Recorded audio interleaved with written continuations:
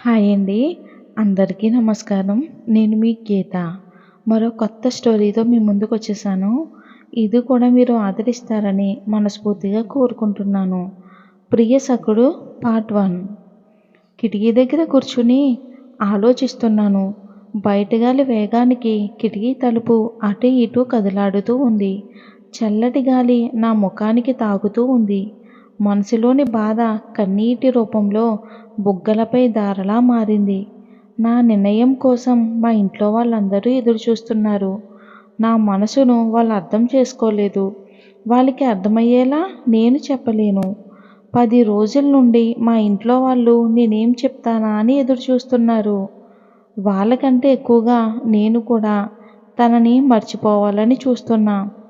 కానీ ఎందుకో అస్సలు నా వల్ల కావటం లేదు. పోనీ నా ఇష్ట ప్రకారం నేను ప్రేమించిన అతన్ని పెళ్లి చేసుకుందామంటే తను రాడు, రాలేడు. ఎందుకంటే నా ప్రేమ విషయం చెప్తేనే కదా. చెప్దాం అనుకుంటే ఇప్పుడు అతను ఎక్కడున్నాడో ఏం చేస్తున్నాడో తెలీదు. ఇన్ని రోజులు ఎలాగైనా తను మళ్ళీ కనిపిస్తాడేమోననే నమ్మకం ఉండేది. కానీ ఇప్పుడు ఆ నమ్మకం కూడా సన్నగిల్లుతుంది. ఏం చెయ్యాలో ఎవరికి చెప్పుకోవాలో తెలియక నాలో నేనే మదన పడుతూ కన్నీళ్లు కూడా ఇంకిపోయేలా ఏడ్చాను. కానీ నా ఊహల్లో నుండి తను మాత్రం అస్సలు వెళ్ళడం లేదు. హాయిగా ప్రశాంతంగా నా ఊహల్లో తేలిపోతున్న నన్ను ఇలా ఏడ్చేలా చేసింది మా అరుణక్క. మా అరుణక్కని అనాలి. ఎవరికంటైనా పడితేనేమో పెళ్ళిళ్ళు కాదు కదా, కనీసం ఊళ్ళో కూడా సరిగ్గా తిరిగి ఎరుగను. అలాంటి నాకు అమెరికా సంబంధం వచ్చేలా చేసింది. అరుణక్క వాళ్ళ ఆయన ఫ్రెండ్ నన్ను అరుణక్క పెళ్లి ఆల్బంలో చూసి ఇష్టపడి చేసుకుంటా అన్నాడు. నన్ను తప్ప వేరే వాళ్ళని చేసుకోనని తిష్ట వేసుకుని కూర్చున్నాడంట. అందుకే అస్సలు నాకేం చెయ్యాలో ఏ నిర్ణయం తీసుకోవాలో కూడా అస్సలు అర్థం కావటం లేదు. ఇన్ని విషయాలు చెప్పిన నేను నా గురించి చెప్పలేదు కదా.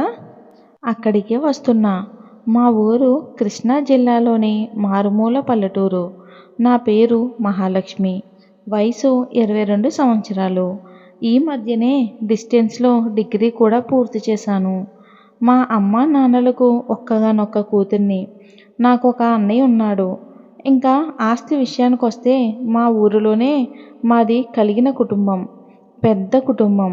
మేము పెద్దనాన్న బాబాయిలు అందరం కూడా కలిసే ఉంటాం. రాత్రంతా అలా చాలాసేపు ఆలోచించా కానీ అసలు నా మనసు మాత్రం మారడం లేదు. ఎందుకో అర్థం కావటం లేదు. తను రాడు, రాలేడని తెలిసి కూడా ఎందుకు ఇలా అవుతున్నాను. ఈ మధ్య సరిగ్గా ఎప్పుడు తిన్నానో కూడా నాకు గుర్తులేదు. ఇప్పుడు నాకున్నది రెండు మార్గాలు. ఒకటి తన కోసం ఎదురు చూడడం.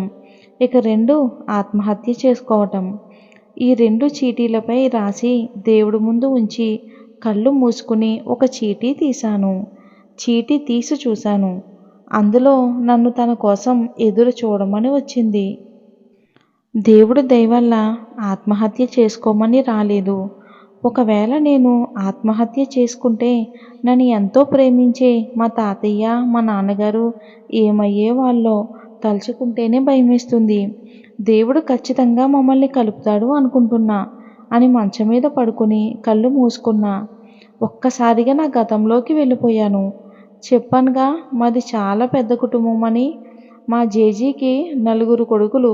మా నాన్న రెండో కొడుకు. 4 కొడుకుల్లో ఒక్కరికి కూడా ఆడపిల్లలు లేరు. లేక పుట్టిన ఆడపిల్లను నేనే కావటంతో ఇంట్లో అందరూ నన్ను చాలా గారాబంగా పెంచారు. అంత గారాబంగా పెంచటంతో స్కూలుకు కూడా నచ్చితే వెళ్ళేదాన్ని, లేకపోతే ఇంటి దగ్గరే ఆడుతూ పాడుతూ ఉండేదాన్ని. ఇక నా చదువు అటకెక్కేసింది.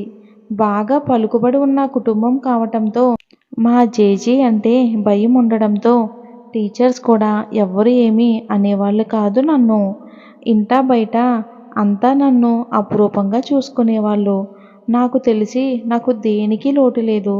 కళ్ళకు కాటుక, కాళ్ళకు గజ్జెలు, నుదుటిన పాపిడి బిళ్ళ, జడకు జడగంటలు, తలలో చామంతి పూలతో నిజంగానే మహాలక్ష్మిలా ఉంటావనేవారంతా.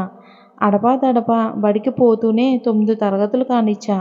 కానీ ఇప్పుడు నేను 10వ తరగతి కావటంతో నాతో పాటు ఇంట్లో వాళ్ళకి కూడా భయం పట్టుకుంది.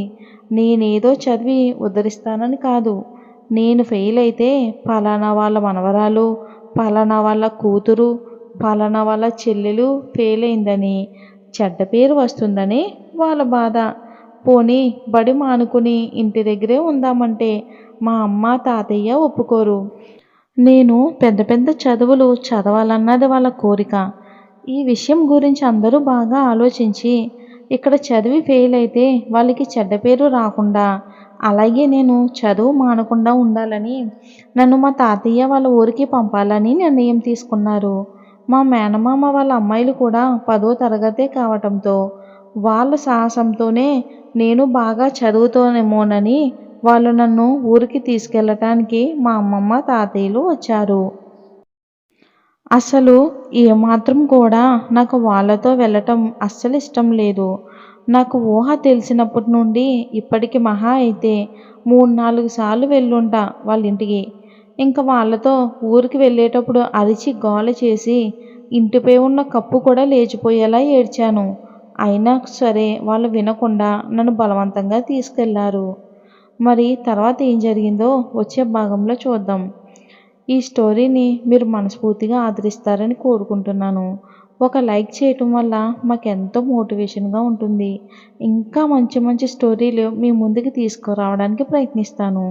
ఫస్ట్ ఎపిసోడ్ మీద మీ అభిప్రాయం ఏంటనేది దయచేసి కామెంట్ రూపంలో తెలియచేయండి. Thanks for watching.